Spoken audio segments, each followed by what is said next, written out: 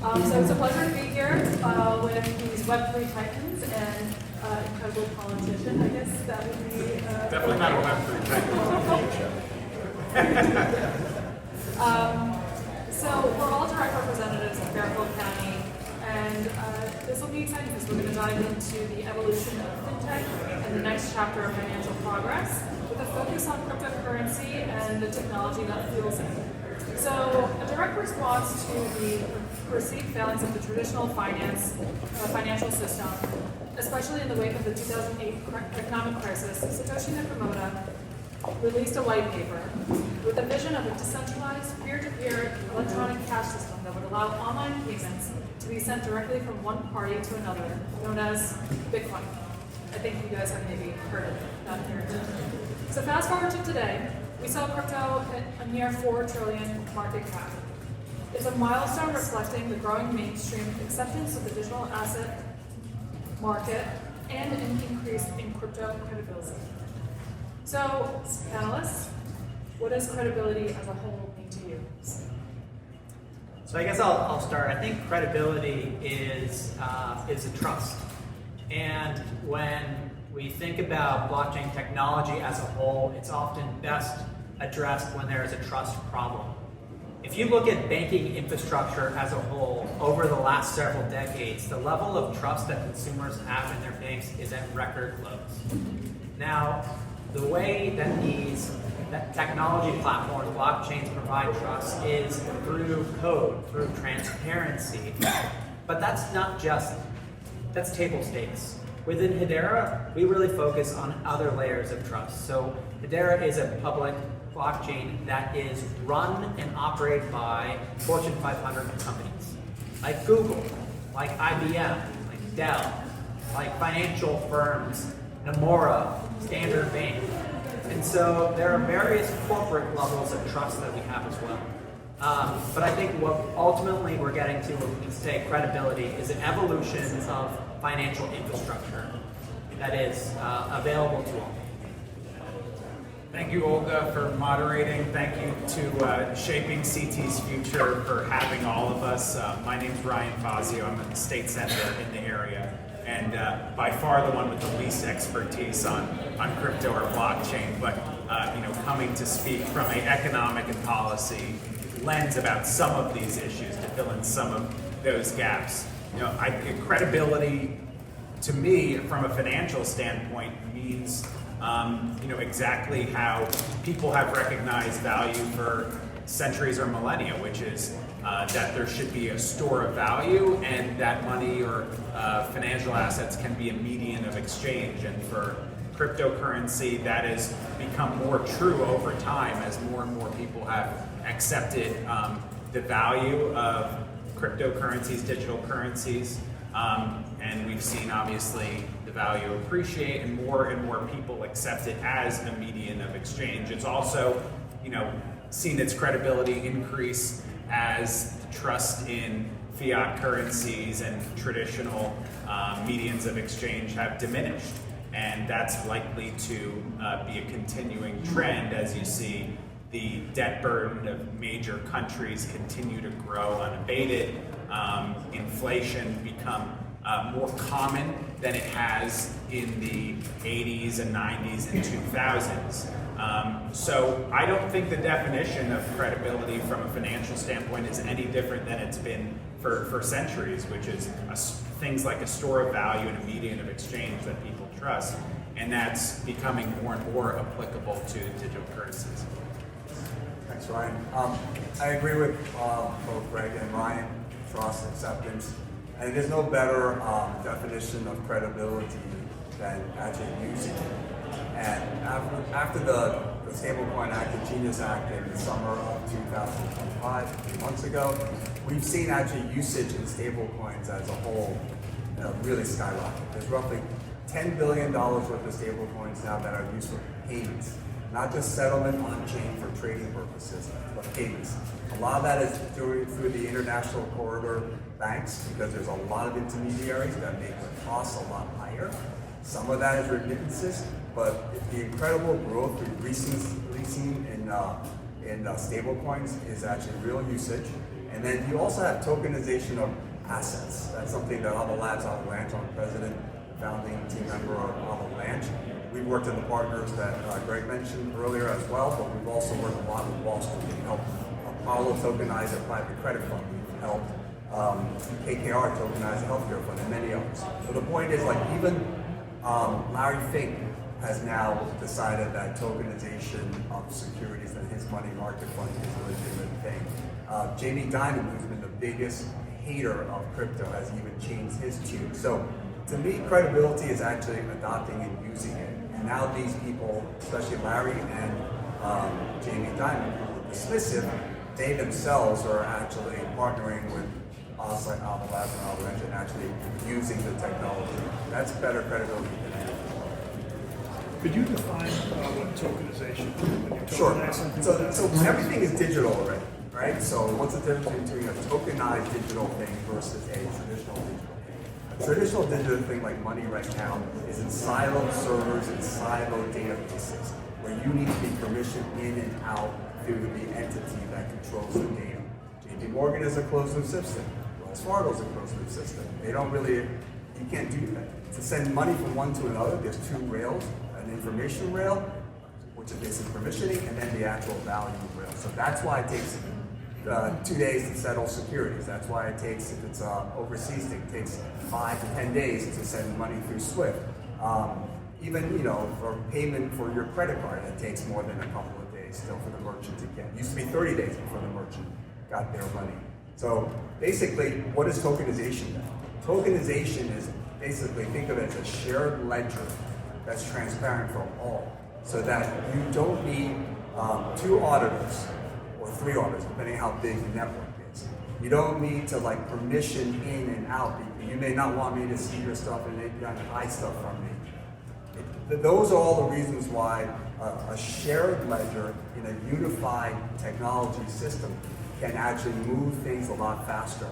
In fairness, the old way of doing things, it's easier on the front end because if you and I were sitting here needing to count how many people are wearing black, we're going to have a different number. You're going to put your number into your database and you'll be honest about it.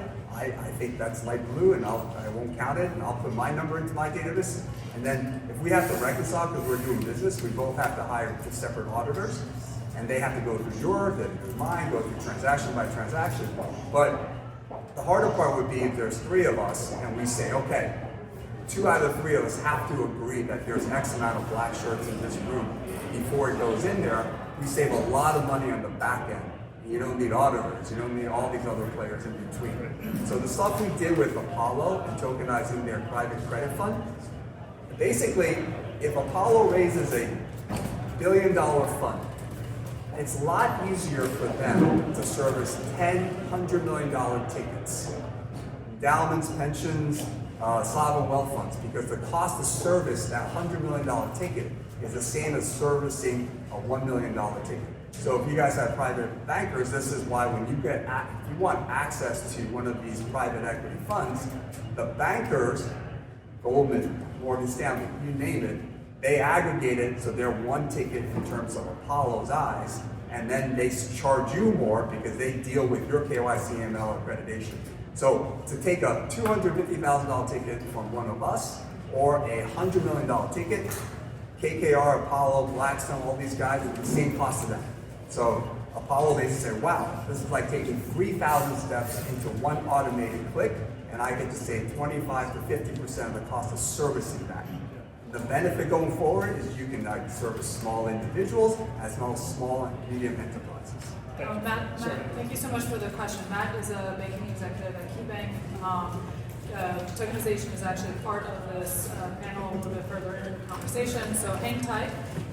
We'll get to everything and all your questions as well. To take it back, Simon, tell me a little bit more about the work that you're doing too and what brings credibility in your eyes. So it's an interesting question because to me, credibility is about trust, right? It's about knowing something works and trusting, but actually the interesting thing about blockchain is you reverse the paradigm, right? So a lot of the things that we do today rely on trust. So if you think about the concept of, I'm going to send a bank payment through KeyBank to Olga. Now ultimately, I have to trust KeyBank that money the right way and eventually arrives. The interesting thing, of course, with blockchain is that by default, you can make that one process. So actually you move from a world of trust to a world of verification. And that is actually the really interesting thing about this, because there's a lot of concepts in this world that exist, like stock selling, right? Or banking. We don't really think about them, but they're slow and they're expensive. And actually, if you look at even, for example, payments, which is my sector, there's an estimate that globally there's $4 trillion a year, in my view, abstracted from the real economy through people either paying fees to banks or fees to pay to people. Now, for contextualization, that is larger than the economy of Japan, right? And Japan is not a small country; it's a G8 country. It's a phenomenal country in terms of its output. Now, for me, when you look at that, you have to say that really what this technology does is it enables all these old concepts to fall away. Why do we still have a stock exchange? Well, it's by virtue of the fact that once upon a time you used to physically go somewhere to do that trading activity. That doesn't exist anymore, right? So you're taking that traditional analog process that people think is digitalized, because on the front end you can press a button, but actually the back end, the process really isn't digitalized. It's an analog process that runs on a computer. It's not applying smart technology, it's not applying distribution, and it's also ignoring the core factor, which is very straightforward, right? When I was born, a long time ago, 40 years ago, the world was broadly analog, and it was local. But with the advent of technology, 2005 onwards, the world is becoming increasingly global. But actually our financial institutions, our payment stacks, all these other things haven't really kept pace with that evolution. And that is where blockchain, to me, is the perfect intersection to say, well, actually, you make a one-click process. In terms of what we do, we're the market leader in effective crypto payments, right? So our philosophy is pretty straightforward, which is that you should be able to, if you can price it, you should be able to spend it. So we do a lot of first in this space. First we put a card in a hardware wallet, which meant you can spend directly from cold storage self-custody, which is Ledger. It was the first one to do direct push to pay for a crypto wallet, meaning it's a bankless payment. We launched Panelists, one or two you might have heard of, the largest crypto wallet. But also you were the first people really to get with Visa and MasterCard, to get into the space. We did the first ever on-chain payment with MasterCard, which I actually did myself, and then the SEC charged everyone back in 2022, so MasterCard press release, which is in no way annoying. But yeah, that's what we do. And credibility to me is about building consensus, about building a broad church, it's about creating an environment where product creators can come along, And it's about those kind of positive affirmations. You look at Visa's Q2 earnings call, Ryan, the CEO, talking about what we're doing as a key partnership organisation like Visa. We can't just create a new world, we have to bring the incumbent world with us as well. Yeah, Let me close out credibility by embarrassing you. Another way to define credibility is so Simon just sold his firm, so congratulations. Now, my bet is not announced, but my bet is the traditional financial institution bought his company. That in itself is, again, credibility. So I think credibility is here. Are you trying to find a secret outcome? Is anyone from the SEC? I love what you guys are talking about. I feel a lot of it kind of dwindles down to reputation, having real use cases. So I'm going to throw out some stats here. There are over 3.4 billion tokenized assets live on Avalanche. There's over 71 billion total payment transactions on Hedera.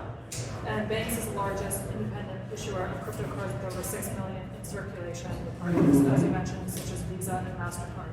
So I want to hear, you brought up Apollo, you brought up a few enterprise companies as well, you brought up MetaMask and a few of your partners. I want to hear a little bit more of the journey, and we're here specifically for Connecticut. So does Connecticut have a stand in any of this work that you guys have been doing? So I'll start with that. So the history of Avalanche, we founded this 6.5+ years ago. It was a core group of one computer scientist professor from Cornell, tenured professor, and two of his PhD students.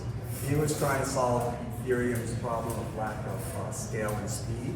So him and his two PhD students out of Cornell in 2018-ish created the new consensus protocol that is also Ethereum compatible, so things can move back and forth, VHS as opposed to dataments, think of that way. And my undergrad was done at Cornell, so he asked me to basically, because I come from the hedge fund industry and the VC industry where I was a technology investor, and I knew a lot of relationships. So I took it out of Cornell, commercialized it, we raised money from Andreessen Horowitz and a whole bunch of other VCs. We were 10 people, and first of all, I had to try to convince the other 9 Cornell people to come to Connecticut. Very hard to do, okay? On top of that, when I was doing the math, like there was no real financial benefit to do anything here. And I was talking with Barry Silver, who I think is still trying to do this. So, I mean, this is the second time, the first thing I started was actually a hedge fund. And I started also in New York City. Blackstone was my lead investor. They were my anchor sponsor. And they didn't want me to start in Connecticut because they're on 270 Park or whatever, and they preferred I'd be on 250 Park. It was not until like 4 years into my hedge fund that I finally said I had enough of this moving to Connecticut. But they were right in the sense that there's no economic benefits, and you have a lot more benefits by crossing that street every day and just coming and talk to me. So you get more access to their IPOs and their private equity portfolio. So we have to figure out a way to get the economic incentive here, so we take away from all these people who actually want to live here and want to be here, and we haven't had that for companies in ages. Now, here's very interesting. 3 years, so today we're 280 people. We have an annex office in Miami. We don't have one in Connecticut. Our main office is in New York City, and we have an annex office in California, in San Francisco area. So our developers, a lot are recruited that way. 2 or 3 years into this journey, we were about, we're 280 now, we were about just under 100. There was a big conference in Miami for blockchain and crypto. Mayor Suarez of Miami somehow gets a hold of me and says, I know you're coming down for this conference. Can you come into my office and talk to me, please? So I take his invite. I go into his office. He spends literally an hour and a half trying to convince me to move the firm to Miami. And he had his assistants had done a lot of work on me. He said, oh, you've been in the hedge fund business for this long, and based on our tax scheme, this is how much, in theory, he doesn't know exactly what I used to make or whatever, but like on the average hedge fund guy who runs this and that, this is how much money you could have saved, okay? And then he got to the personal point about like, okay, your kids go to private school here in Connecticut. Here are the 3 schools that you need to go to in Coral Gables and whatever. And by the way, we have Keith Bourgeois from Vinoy Kostos already moved here, and Toma Bravo people have already moved here, VCs. And I know all those people, you may already know them. I will get them to sponsor your kids going in there. He wouldn't let me leave the office. He literally took me to his assistant, his EA, and basically said, John's going to move here. Can you take him to DMV, get him, his driver's license, get him a, because one thing I said was like, this is like, I think it was March or something like, I would have, to even take these tax advantages, I would have to move here right now and have kids and whatever. So literally he went through all this, I know this person, you probably already know him, so I'll introduce you. He'll sponsor you at the school or whatever. And it took me to his, like, you need a library card, you need a blah, blah, blah, here's a real estate agent.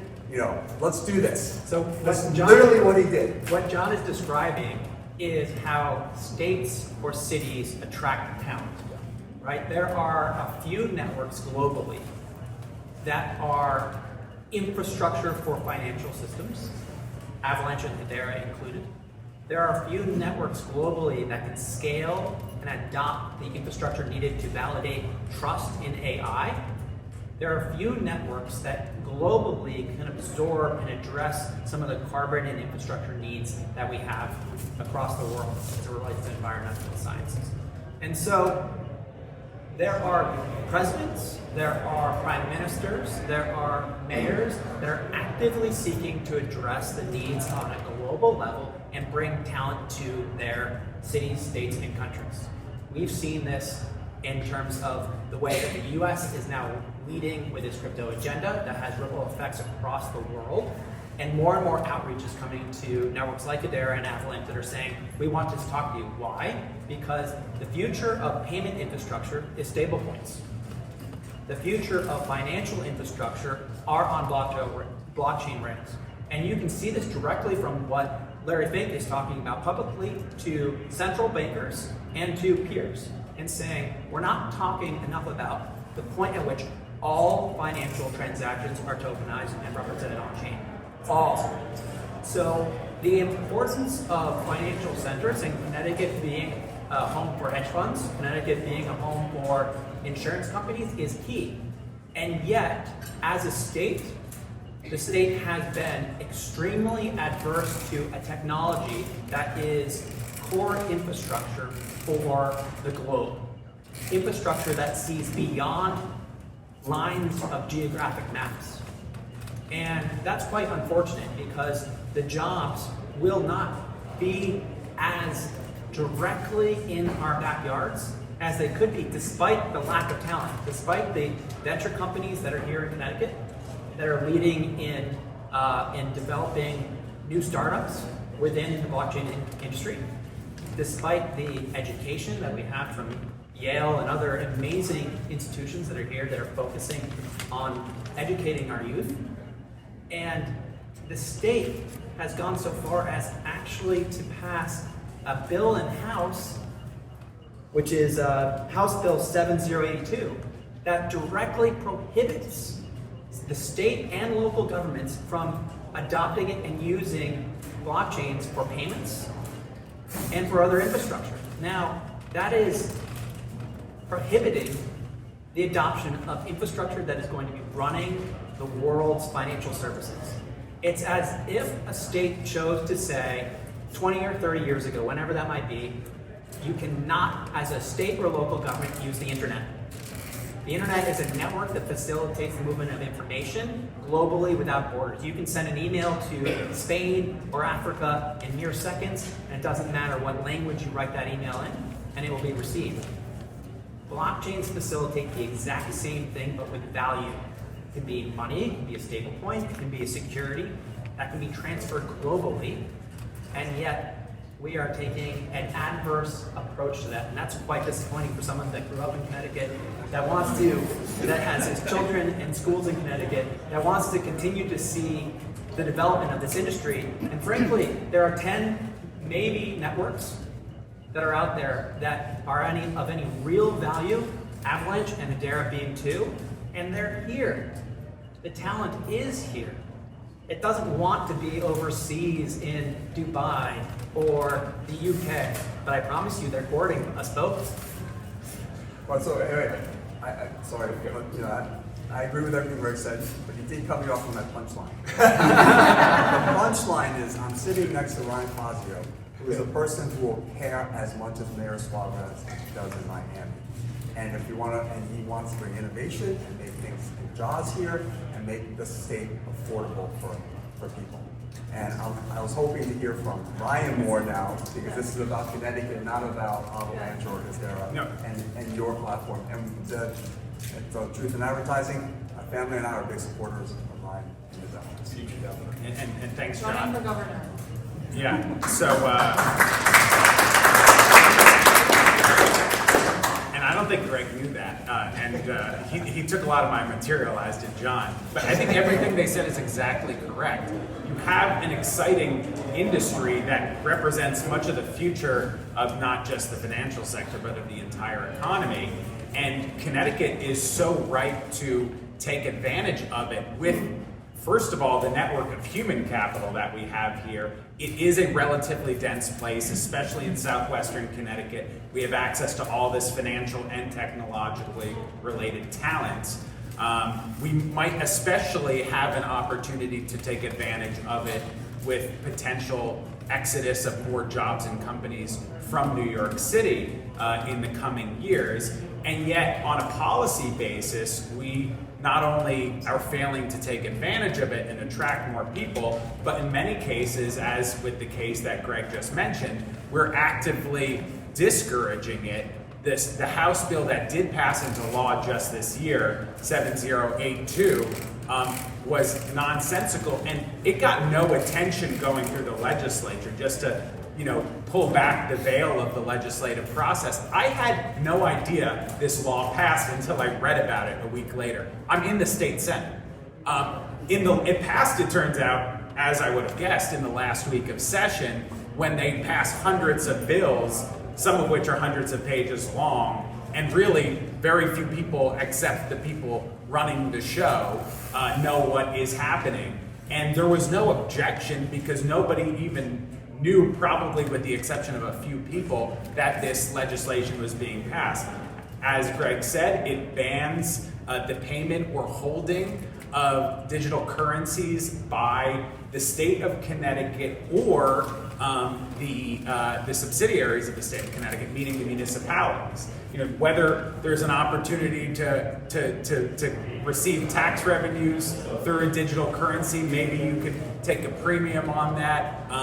Whether the state treasurer can invest in digital currency related assets. That is now prohibited. No one was asking for this. I went back and looked. There wasn't even any public support in the public hearing process for anything like this. I think it might have been more of a national kind of political response that they were engaging in. But anyway, I would repeal this, certainly. There was also an aspect to the legislation that bans, that requires one-to-one reserve reserves for any commercial cryptocurrency firm or company that handles customers' digital currency assets. So we're going back in time in requiring one-to-one reserves as well. To the contrary, there's alternatives where you can have a more light touch regulatory regime. There are good things the state does on this front, but light touch with kind of predictability is key. And then obviously beyond that, the state needs to fix the fundamental policy problems we face. We have only slightly lower tax burden than New York. We have a much higher energy cost burden than New York and other states. Those need to be changed in order to generate the long-term job growth and opportunity. Let this man now. This is not even about crypto. This is about Connecticut. And there's a huge opportunity to get a sucking sound out of New York City right now with the right people in power. It could be AI, it could be financial services. I mean, I was a hedge fund guy before I became an operator. This is about creating jobs, making the state affordable, and getting the right people in charge. I think if you look at the 3 core ingredients of what it takes to really make an area successful from a business perspective, first thing is a brain game. Right? You need smart people. There's a lot of smart people there. The second thing you need is capital. There's a lot of capital there. The third thing you need is regulatory certainty and transparency. And I think that when you pass arbitrary and capricious legislation, the banning of something, right? It generally to me is a failure of regulation, right? Because you're saying if you don't understand that, therefore we're just going to ban it, right? And when you look at kind of the overall situation of the world, the one thing that's inevitable is change. And in any cycle of change, there's always really two groups of people, right? There's group one that can make it happen. So hopefully, that's us and the people in this room. There's group two, which are the people that watch it happen. And then there's group three, which is the people that wonder what happened, right? They just see this sudden change where suddenly a blockbuster video doesn't exist anymore because nobody's got VHS. And when you look at the world, the one thing that is increasingly clear is that the pace of change is increasing, right? We look at these technologies like AI, for example. I mean, it's still in its infancy in terms of adoption, but it's being seriously implemented. You look at blockchain, as a technology, in 2008 was really the original kind of genesis of it. Here we are in 2025, and it's becoming increasingly mainstream. You compare and contrast that to, say, cellular. In 1973, the first mobile phone was invented. You didn't really get mass adoption of cellular for another 30 years, right? And when you're thinking about it from a regulatory and a policy perspective, bad legislation tries to anticipate evolution, right? it doesn't work. You can't build for the future on a strict rule base. You have to have a policy that is a framework that sets standards that enables the future of growth, because actually growth is undertaken by entrepreneurs. It's not undertaken by politicians. And I think when you look at over-regulation, in Europe is a great case study for this. MiCA has really killed the feasibility of savings. The AI legislation around data is killing consumer application around data. And you really don't want to be that way, because America as a country has everything it needs. It has smart people, it has enthusiasm, entrepreneurial spirit, capital. And with the right people in government, like Ryan, you can win. You should win. As a country, you have everything in a way that other countries don't. And ultimately, when you move out away from the state level and you look at this geopolitically, the next 30, 40 years are going to be about that shift between East and West. And I think we all know which side of that we want to win. The opportunity is here. And, it's not just, I would say, this House bill. Cryptocurrencies are regulated by MTLs, or money transmission licenses. The state of Connecticut has one of the most aggressive and prohibitive MTL regimes across the nation. And these are the regulators that are the access point to cryptocurrencies. Now, we talked a lot about payments and we talked a lot about sort of financial infrastructure. You just mentioned AI. What blockchains provide are trust machines. They often address a counterparty risk that is perceived in payment transactions. But there is a trust problem in AI. Do you trust the output that an LLM is giving you, whether that's ChatGPT or other ones? Do you trust the data set that was trained on? Is there an audit trail? Well, public blockchains provide auditability of data.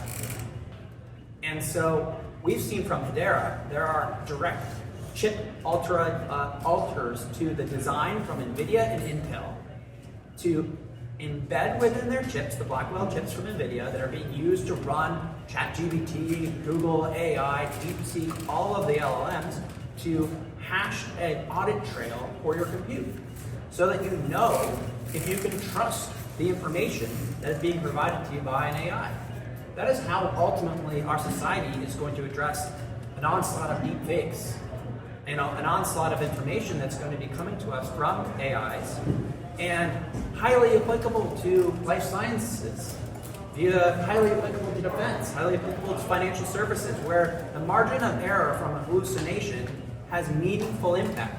And so to create a regime that prohibits the use of a technology and infrastructure, not just for financial services, but to address trust in AI, is a real shame. And there's an opportunity to address that. I think you guys are nailing absolutely anything and everything that I think this audience wants to address. I feel there's a lot of times people are a little scared of technology. They fear that it may take away jobs, it may ruin communities, but you're giving concrete examples of ways that it would actually be the exact opposite right here in Connecticut and help promote everybody's living situation and make it better. So we're running out of time, and I want to hear from you guys kind of a last 1 to 2 minute takeaway of what you would like to see in Connecticut. What would you like to see happen here? And anything else that you want to put out there. And that's for everybody.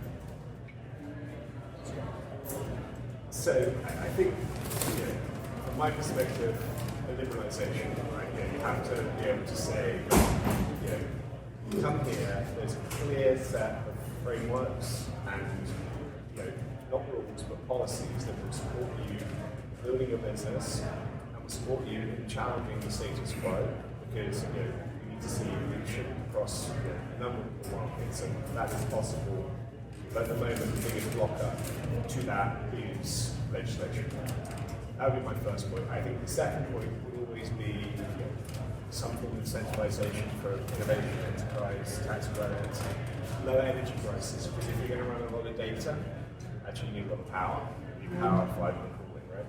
They're all very, very intensive. And I think that ultimately, a more pro-business stance, which seems strange in a state like Connecticut, for it not to be perceived to be pro-business, one of the wealthiest states in America.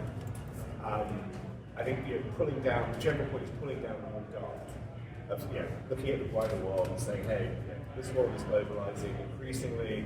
We want to be at the forefront of that. We want to encourage people to come here.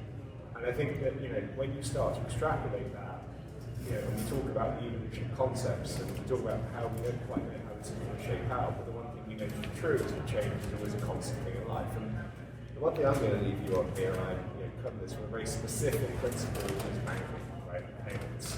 Where in America, I think that from a regular perspective, Gregg talked about MTLs earlier. You've still got issue a debit card unless you're a bank. In the rest of the world, that doesn't exist. That's America. That holds back innovation massively. And I think that when you look at the things that we interact with, you look at the products that we use, you look at the kind of core concepts that drive our life. You think about something like traditional finance. The system of credit and debit that we still use today was invented in 1397 by the Bank of Egypt. Now, when you think about that in the context, what other product we interact with fundamentally hasn't evolved significantly since 1397? I want to see jobs and affordability, and that means that will grow an economy. And it doesn't have to be crypto, it doesn't have to be AI, which I would love to involve in both of those areas. It could be financial services, and we don't even have to be great. We just have to be better than 45-minute ride on that train to get there, to accomplish that. I think for these emergent industries that offer so much to our society and our economy and our state, we need to have a predictable and a light touch regulatory model. And it's not just for financial technologies, blockchain and crypto, it includes AI as well. And there's clearly an effort in this state government to over-regulate and inhibit those industries. AI is one that I'm very worried about, the efforts of some of my colleagues, frankly, in Connecticut as well.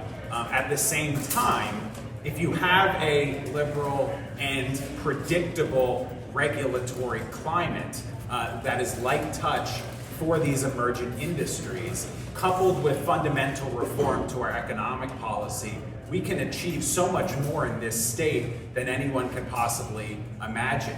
We have the third most educated workforce in the country. It's one of the denser states in the country. It's relatively safe in places like Stanford, even though it's a city. It is a place that could succeed like no one can imagine. If only we have the fundamental policies in place that make it attractive to create jobs and opportunity. So we need to lower energy prices, especially in the modern age where we're going to be more reliant on computing power and the energy that consumes. We have the third highest energy prices in the country currently, and that's not acceptable. The good news is we can reduce them. We have hidden taxes embedded in our energy bills, which shouldn't be there and don't need to be there. We need to reduce the tax burden. Yes, we have a slightly lower tax burden than New York City, but people can go anywhere in a globalized world. Capital is mobile and so are people, and we need to reduce it more. The good news is this state government has enough below to make it possible to cut that burden on working people. But this state could succeed like never before with positive change in our policies that create jobs, that welcome people to live here, raise a family here, work here, retire. This industry is one that is growing, is hiring. I'd love to see the jobs be here in Connecticut. I'd love to see the wealth creation that is associated with the growth of this industry be here, and for the state and local governments to participate in that.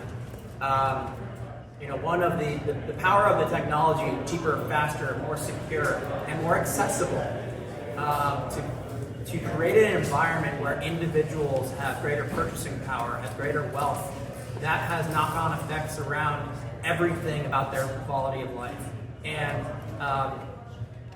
enabling the technology rather than inhibiting it is one thing that the state can do to bring in capital, both in an individual family level as well as into the pension funds of the state to address shortfalls in so many different areas of the state government.